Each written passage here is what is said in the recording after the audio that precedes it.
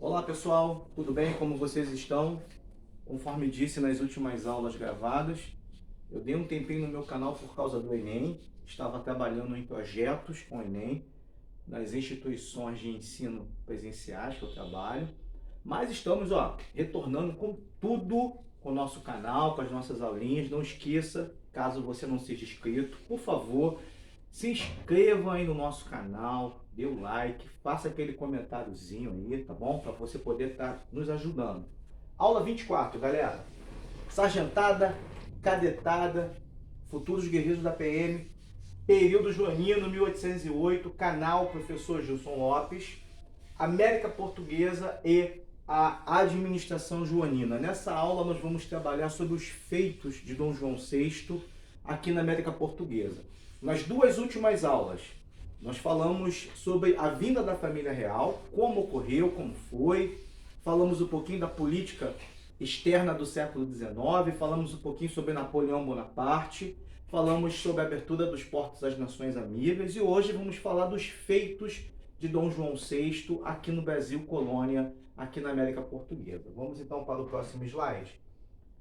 Política externa da época. Bem, lembrando que em 1808, conforme nós falamos nas duas últimas aulas, Dom João VI está morando no Rio de Janeiro.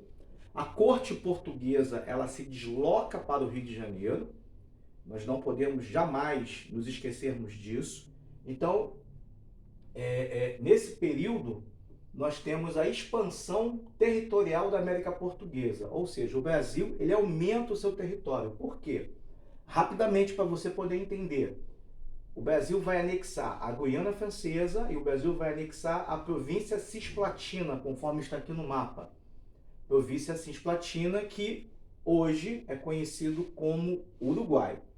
Então vamos aqui detalhar esses fatos, tá bom? Primeira invasão da Guiana Francesa, 1808 até 1817. Lembrando que, a partir de 1808, com o bloqueio continental que havia ocorrido em 1806, Napoleão Bonaparte havia invadido o território português. Então a gente pode rapidamente entender, né, que isso aqui foi um contra-ataque de Dom João VI à França. Já que a França invadiu o território de Portugal lá no continente europeu, Dom João VI faz o mesmo aqui na América do Sul. Dom João VI ele vai invadir o território francês aqui na América do Sul. Então a Guiana Francesa será anexada à América Portuguesa no período de 1809 até 1817. O segundo item, Banda Oriental. Lembrando que Banda Oriental também é conhecida como província Cisplatina, que hoje tem o nome de Uruguai.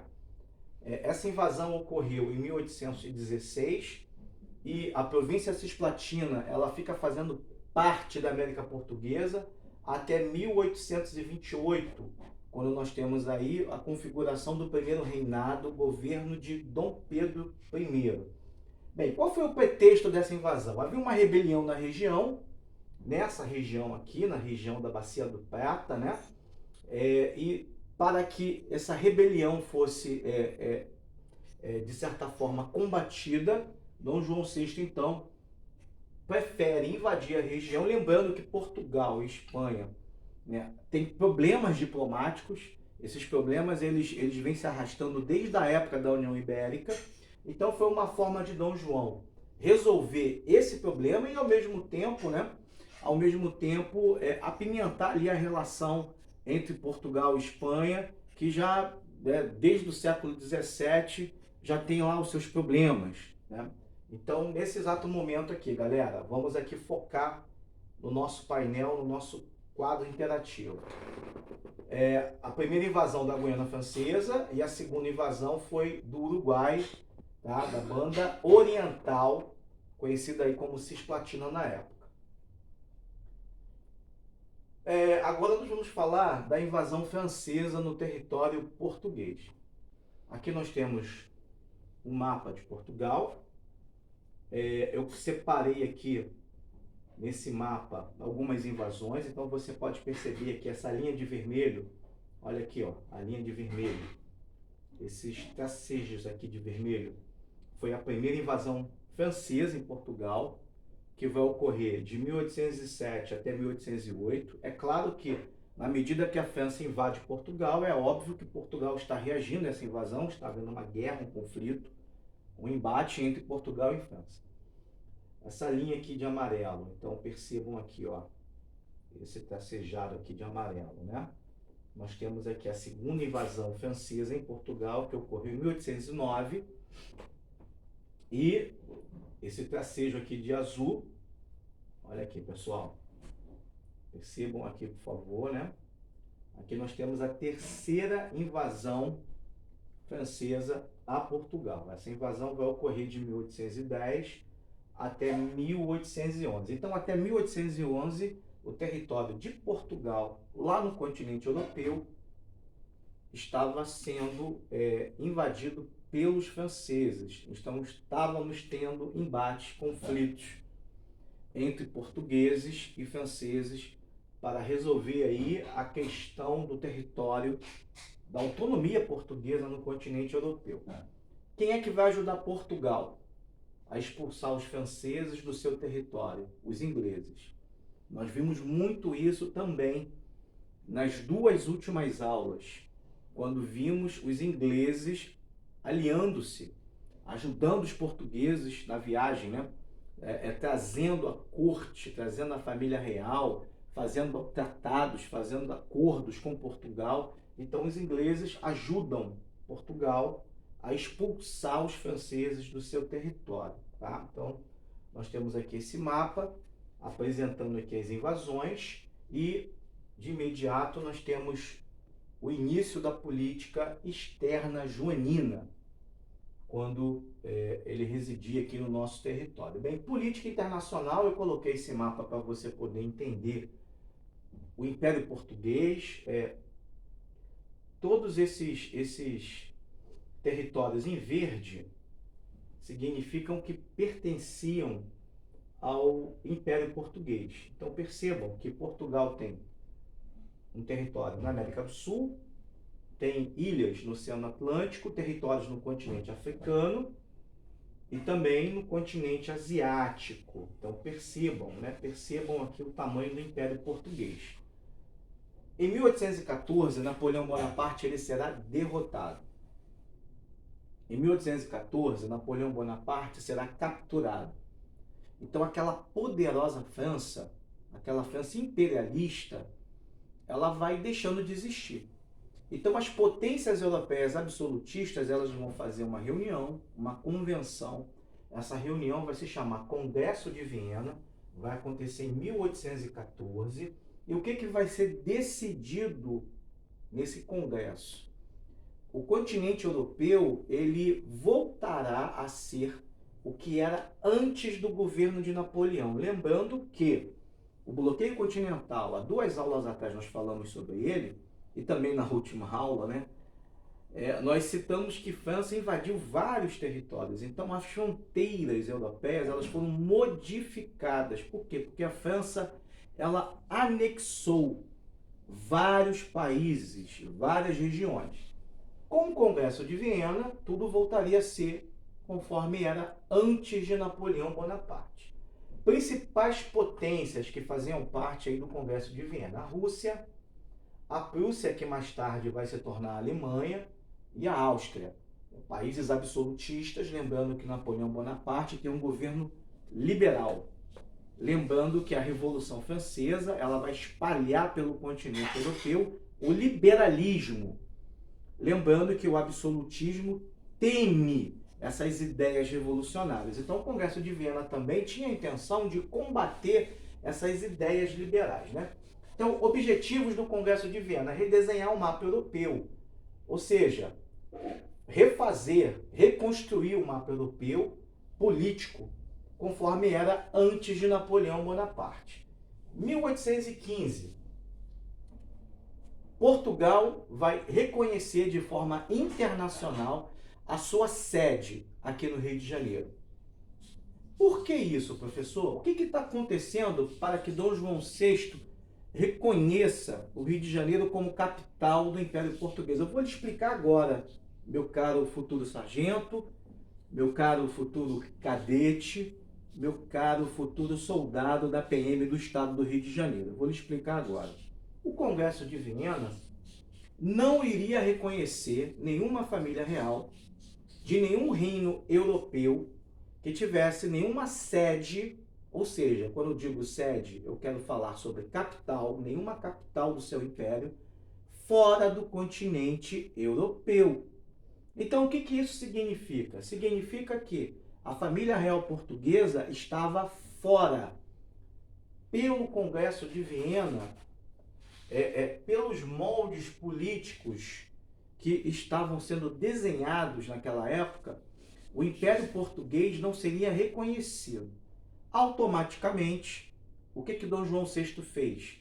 Ele vai elevar o Brasil à mesma condição de Portugal. Então teremos, olha, Reino Unido de Portugal, Brasil e Algarves. Então significa que o Brasil terá o mesmo nível de Portugal, terá a mesma importância política. Aí sim, dessa forma, o Congresso de Viena iria reconhecer a família real portuguesa como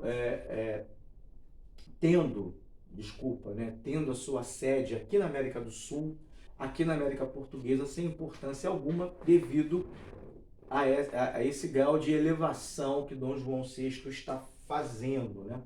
Isso vai ocorrer em 16 de dezembro de 1815, o Rio de Janeiro, então, todo o território brasileiro, né? O Rio de Janeiro vai ser reconhecido como capital, já era reconhecido, só que agora, devido a essa necessidade de elevar o status do Brasil, então agora nós vamos ter aí Reino Unido a Portugal e Algarves, né? O Brasil na mesma condição. Ainda há pouco eu falei, né, das conquistas napoleônicas. Eu coloquei esse mapa para você poder verificar aqui a condição do continente europeu na época do governo de Napoleão Bonaparte. Esse mapa é de 1811, lembrando que o bloqueio continental ocorreu em 1806. Então, esses territórios aqui em verde, verde claro, verde escuro, pontilhados, né? Essas linhas verdes aqui, você pode perceber que, de uma forma ou de outra, esses territórios são anexados à França. Então, perceba que o tamanho, olha a extensão dentro do continente europeu de territórios que, de forma direta ou indireta, estavam sendo anexados à França. Tá?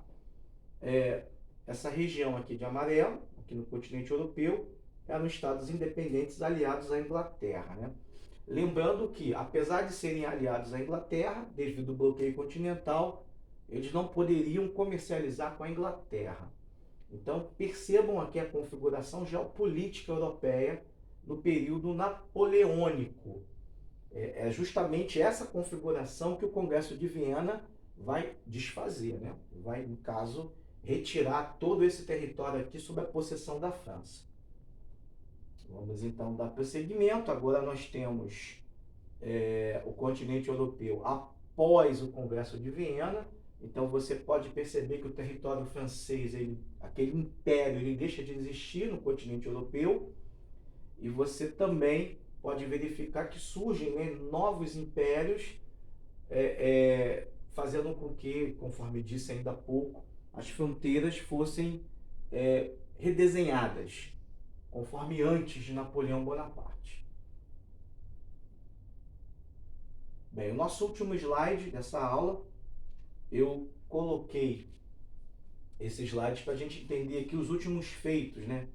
O que aconteceu no período joanino. Então nós temos aqui, dentro da administração de Dom João, interiorização da metrópole, centralização do Rio de Janeiro, ou seja, o Rio de Janeiro ele passa a ser a principal região econômica, política, não só do Brasil, mas ao mesmo tempo do Império Português. Mudança do eixo administrativo, lembrando que antes, né, as coisas relacionadas à política estavam ligadas a Salvador. Agora, desde o século XVIII, nós temos uma mudança de eixo com Pombal, trazendo esse vínculo para o Rio de Janeiro. É claro que com Dom João, essa mudança ela aumenta, é óbvio, né? Essa centralização aumenta ainda mais. Tá? Outras províncias passam a seguir o modelo do Rio, ou seja, o Rio de Janeiro passa a ser o modelo de exemplo para outras províncias do Brasil. Instituições são abertas em outras províncias da América Portuguesa. Quando eu digo instituições, eu falo de teatro, né? Eu falo de bibliotecas, eu falo de escolas, eu falo de jornais, a imprensa. Então, não só no Rio, aos poucos, outros centros urbanos vão recebendo também a abertura dessas instituições, né? Em 1817 tivemos uma revolta em Pernambuco, uma revolta de caráter separatista. Nós falamos sobre essa revolta em aulas anteriores, nas revoltas emancipacionistas ou revoltas separatistas, que inclusive foi o último movimento separatista do Brasil. E eu não deveria jamais deixar de dizer isso: alto custo de vida. A família real, morando aqui no Rio de Janeiro, vai gerar um custo de vida muito alto devido à carga de impostos, né? Então aqui eu tenho um resumo básico, né, do que foi criado na época que Dom João VI vem para o Brasil. A imprensa, a Academia Real Militar, a Biblioteca Pública, o Banco do Brasil, o Jardim Botânico, missão artística, é feita uma escola de belas artes aqui, escola de belas artes aqui no Rio de Janeiro, com Debré sendo o responsável, né, em liderar essa escola. 1815, o Brasil foi elevado à condição de Reino Unido a Portugal, e também houve aí a invasão da Guiana Francesa e anexação da província Cisplatina. Galera, estamos terminando mais uma aula. Fique com Deus, um abraço e até o nosso próximo vídeo.